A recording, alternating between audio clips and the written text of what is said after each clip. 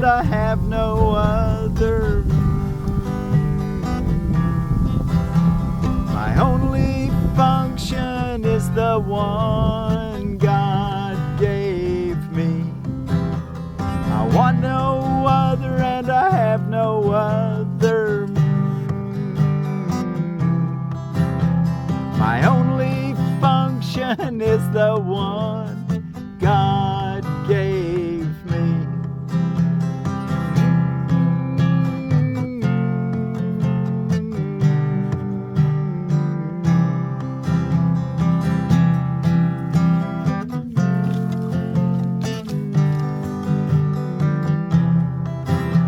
My only function is the one God gave me.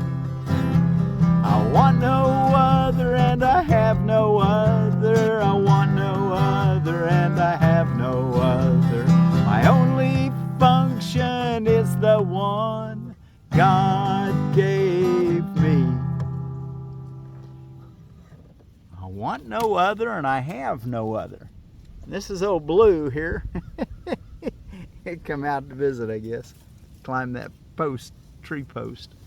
Okay, my only function is the one God gave me. Thank you for joining me in studying lesson 65 in A Course in Miracles. We're reading from the Foundation for Inner Peace version of A Course in Miracles. Here for Friday, March the 6th of 2026. And I'm doing this recording a few days prior to that, so I can get it uploaded on time. It's actually a Tuesday for me. So lesson 65, let's read through it. And I'm Forgiveness Willie, teaching forgiveness from the Ozarks. Thank you for joining me. My only function is the one God gave me. The idea for today reaffirms your commitment to salvation. It also reminds you that you have no function other than that. Both these thoughts are obviously necessary for a total commitment. Okay, what are the two thoughts? The idea for today reaffirms your commitment to salvation. It also reminds you that you have no function other than salvation. Both these thoughts are obviously necessary for a total commitment. Salvation cannot be the only purpose you hold while you still cherish others. The full acceptance of salvation as your only function necessarily entails two phases: the recognition of salvation as your function and the relinquishment of all the other goals you have invented for yourself. Okay, so we want to seize the day, carpe diem, seize salvation today, and let go of any other ego wish. Anything other than love, you don't want it. It's not part of the kingdom of salvation, the kingdom of love, the kingdom of happiness. Paragraph 2. This is the only way in which you can take your rightful place among the saviors of the world, by accepting salvation and relinquishing all others. This is the only way in which you can say and mean, my only function is the one God gave me. This is the only one in which you can find peace of mind. My only function is the one God gave me. Today and for a number of days to follow, set aside 10 to 15 minutes for a more sustained practice period in which you try to understand and accept what the idea for the day really means.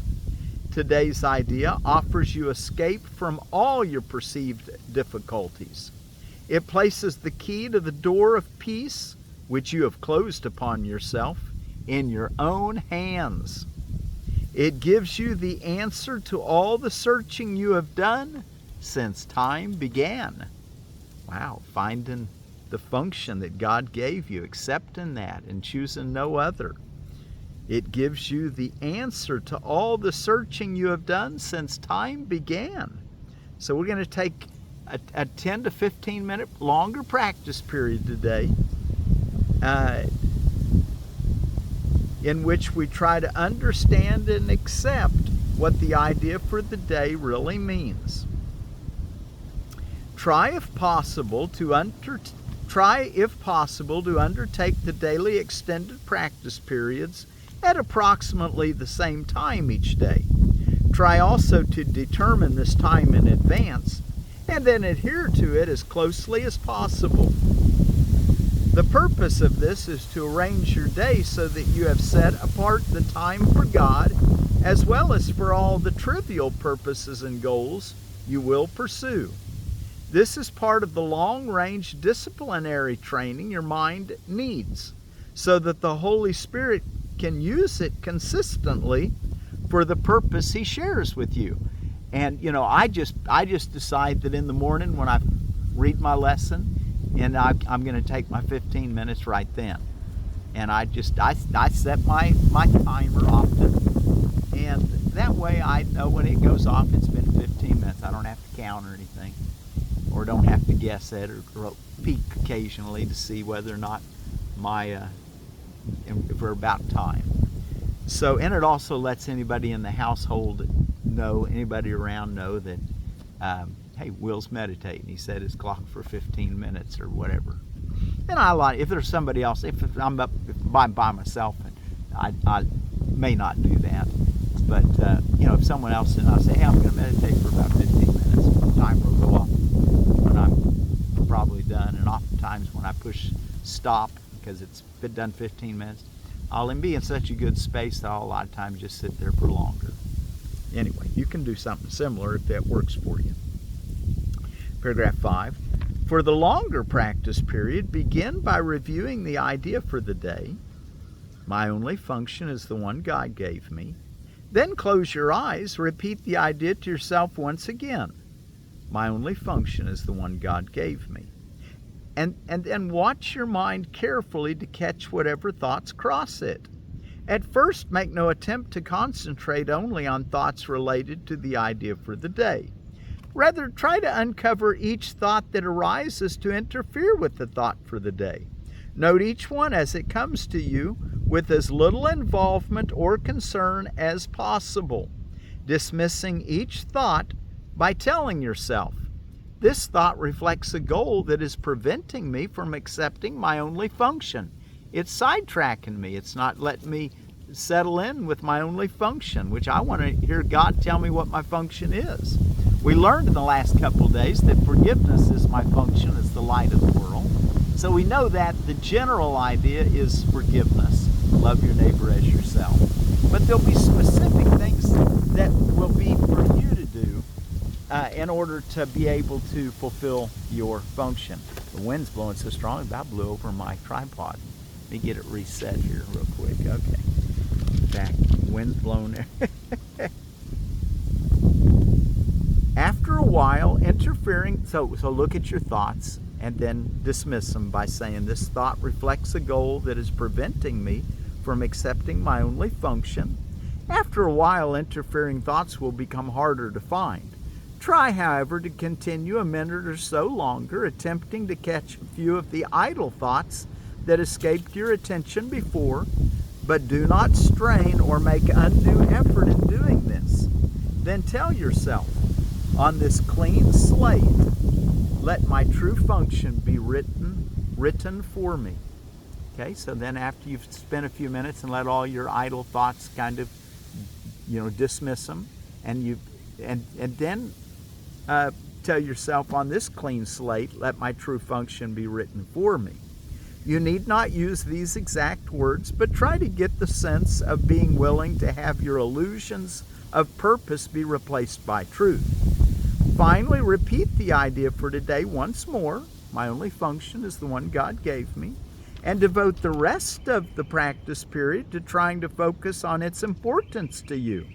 The relief its acceptance will bring you by resolving your conflicts once and for all, and the extent to which you really want salvation, in spite of your own foolish ideas to the contrary. Okay, so we got a lot to do in our practice period today. And I'm going to see if I can get this set just a little better so the wind doesn't blow it up. Okay, and my tripod. And then after, so you've got several things to do in your practice period today.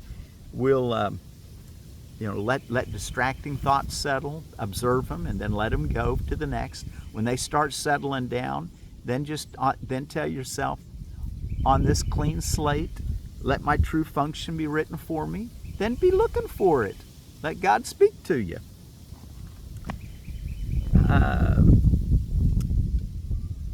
And then let the rest of the practice period, devote the rest of the practice period to try to focus on its importance to you. The relief its acceptance will bring you by resolving your conflicts once and for all, and the extent to which you really want salvation in spite of your own foolish ideas to the contrary. And then the last paragraph for this section 8. In the shorter practice periods, which should be undertaken at least once an hour, use this form in applying today's idea. My only function is the one God gave me. I want no other, and I have no other.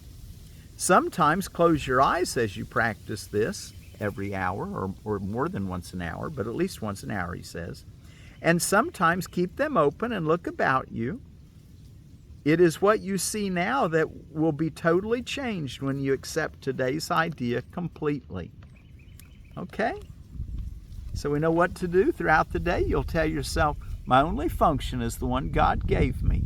I want no other, and I have no other. So we opened with that little song, and we'll close with it, and maybe we'll get you started on your longer practice period. We won't take 15 minutes in our but we will maybe get you off to a good start to where you can take your 15 minutes. Okay, let's go back and look in our text reading. We're in chapter 7, the gifts of the kingdom, Roman numeral 9, the extension of the kingdom. And while you're turning there, if you're reading with the original edition this year, read chapter 7, Roman numeral 10, the extension of the kingdom. It's called in the original edition. If you're reading through the Bible, the New Testament, read Luke chapter 21. In Iyengar Yoga, let's do page 80 through 83, and it'll be the sitting posture. And out of A Course of Love, chapter 19, start with first paragraph and read to the paragraph, let's see, what is that? Paragraph 10. And that's the oneness and duality, is that. Okay, let's take a look. The extension of the kingdom. Only you can limit your creative power, but God wills to release it.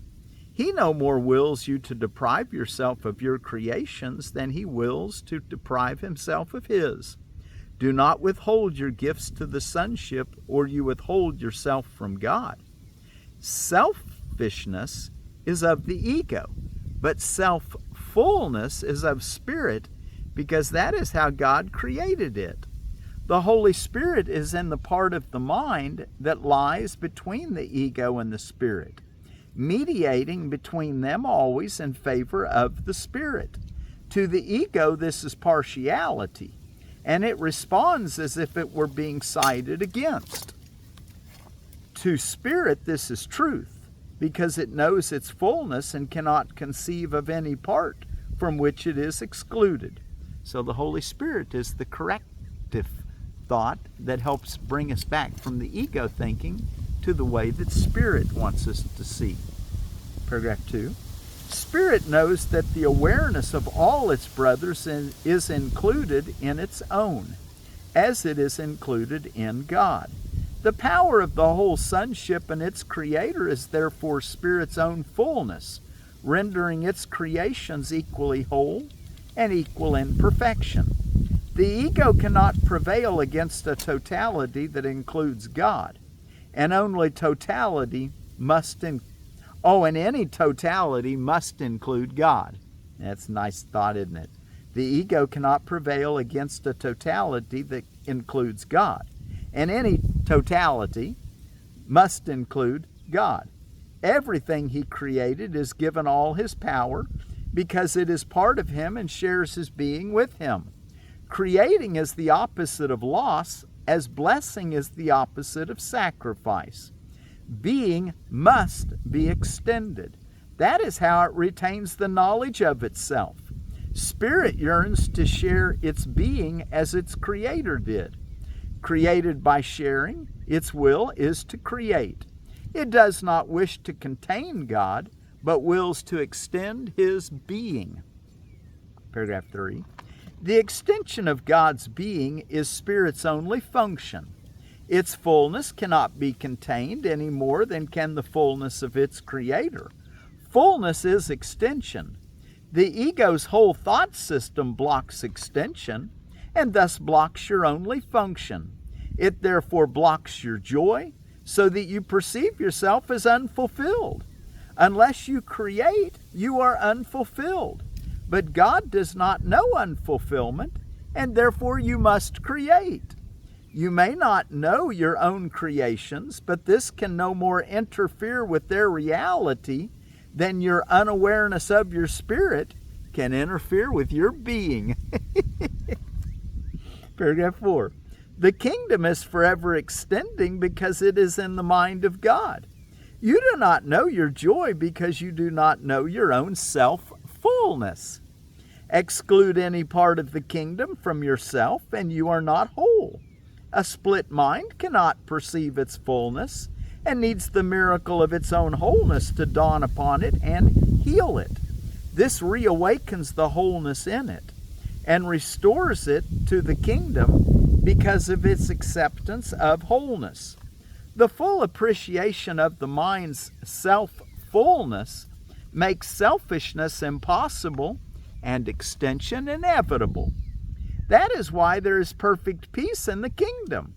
Spirit is fulfilling its function, and only complete fulfillment is peace. You want to have peace? Well, then learn what your function is. Now, I'll give you a little hint, which you've already figured out. Love your neighbor as yourself. Jesus already told us that 2,000 years ago. But now look at how you can apply it in your world today. Follow God's guidance for you individually.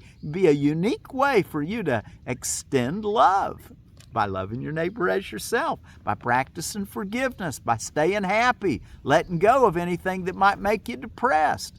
Let that be one of those interfering thoughts that you go, well, I see it now and I don't want it any longer. I'm going to let it go. And have a clean slate so God can give you even more truth. That's what our lesson's all about today. Okay, so the last sentence, paragraph 5, the last sentence, the creations of every son of God are yours, since every creation belongs to, no, let's start with paragraph 5 at the beginning. Your creations are protected for you because the Holy Spirit who is in your mind knows of them and can bring them into your awareness whenever you will let Him. They are there as part of your own being because your fulfillment includes them. The creations of every son of God are yours, since every creation belongs to everyone, being created for the sonship as a whole. Paragraph 6. You have not failed to increase the inheritance of the sons of God, and thus have not failed to secure it for yourself. Since it was the will of God to give it to you, He gave it forever. Since it was His will that you have it forever, He gave you the means for keeping it, and you have done so. Disobeying God's will is meaningful only to the insane. Wow, that's probably a big shift in your thinking. For a lot of us it is. Disobeying God's will is meaningful only to the insane. In truth, it is impossible to it because everything you do is in dreams. You're safe at home in reality, obeying God's will.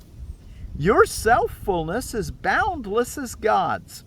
Like His, it extends forever and in perfect peace. Its radiance is so intense that it creates in perfect joy, and only the whole can be born of its wholeness. And the last paragraph finishes this section, 7. Be confident that you have never lost your identity and the extension which maintain it in wholeness and peace. Be confident that you have never lost your identity and the extensions which maintain it in wholeness and peace. Miracles are an expression of this confidence. They are reflections of both your proper identification with your brothers and your awareness that your identification is maintained by extension. The miracle is a lesson in total perception. By including any part of totality in the lesson, you have included the whole. Okay, that's good understanding. Okay, let's go take a look in our what's going on around the world today, and remember today to do what? Every hour or more, at least every hour today, tell yourself, my only function is the one God gave me. I want no other, and I have no other. That's your reality. Okay, it's World Day of Prayer. Been going on all week. I think it's, anyway, World Day of Prayer. Ramadan, Lent, and the Great Lent all continue today. Hala Mohalla for the Sikhs. It's the final day of their 4-day ceremony. And Feast of Saint Colette. She was a saint that lived, she was born in 1381.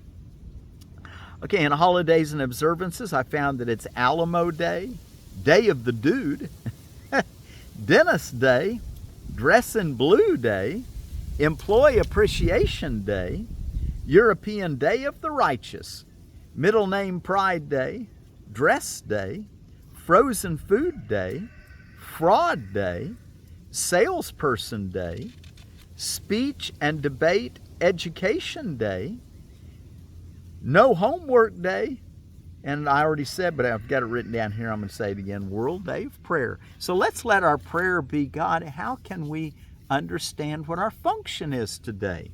My only function is the one God gave me. God, what is my function? Let's let that be our prayer today. And let's see that we want to extend the love that created us.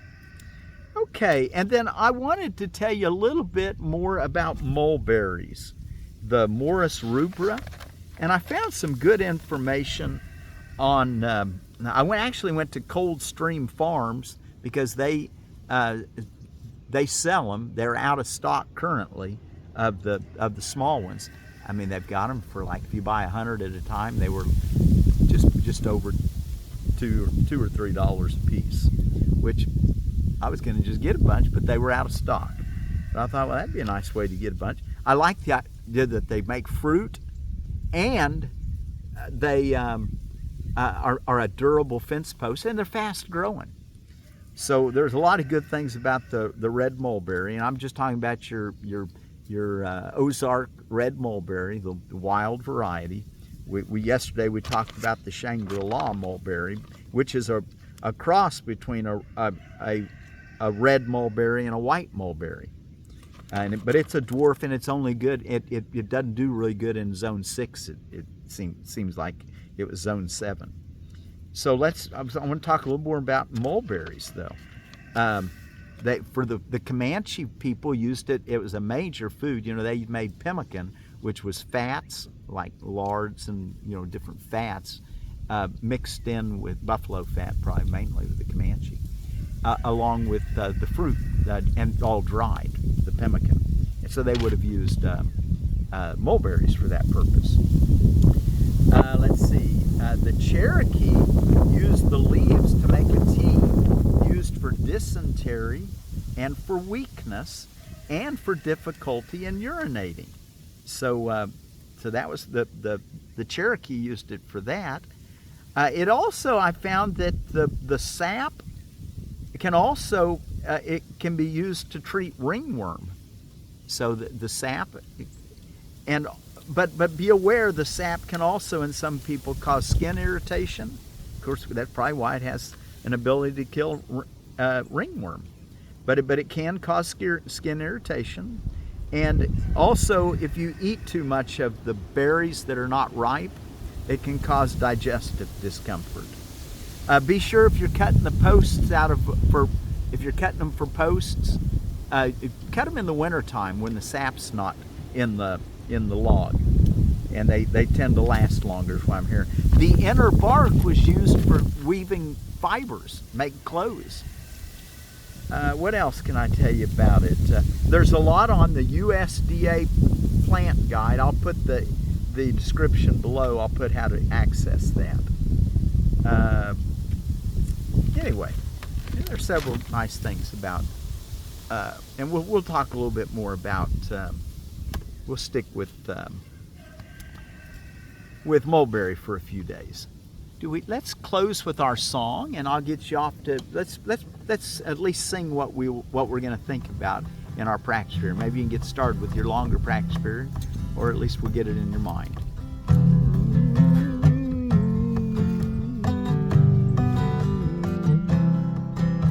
My only function is the one God gave me. My only function is the one God gave me.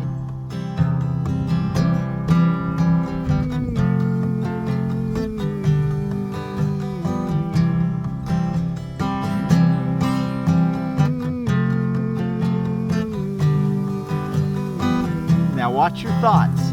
My only function is the one God gave me.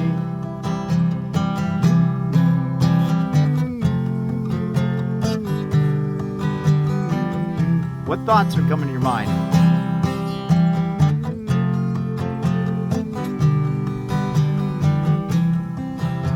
As you uncover each thought that arises to interfere, say, this thought reflects a goal that is preventing me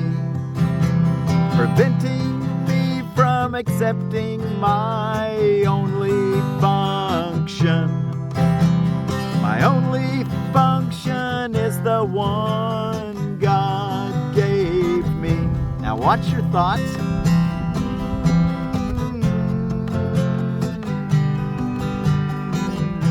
And dismiss each one.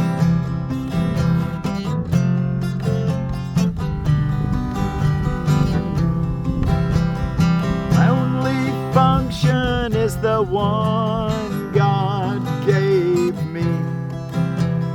As you uncover each thought that arises to interfere, say, this thought reflects a goal that is preventing me from accepting my only function.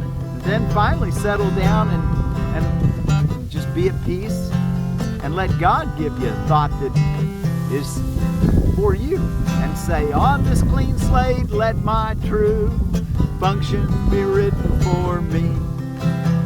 On this clean slate let my true function be written for me.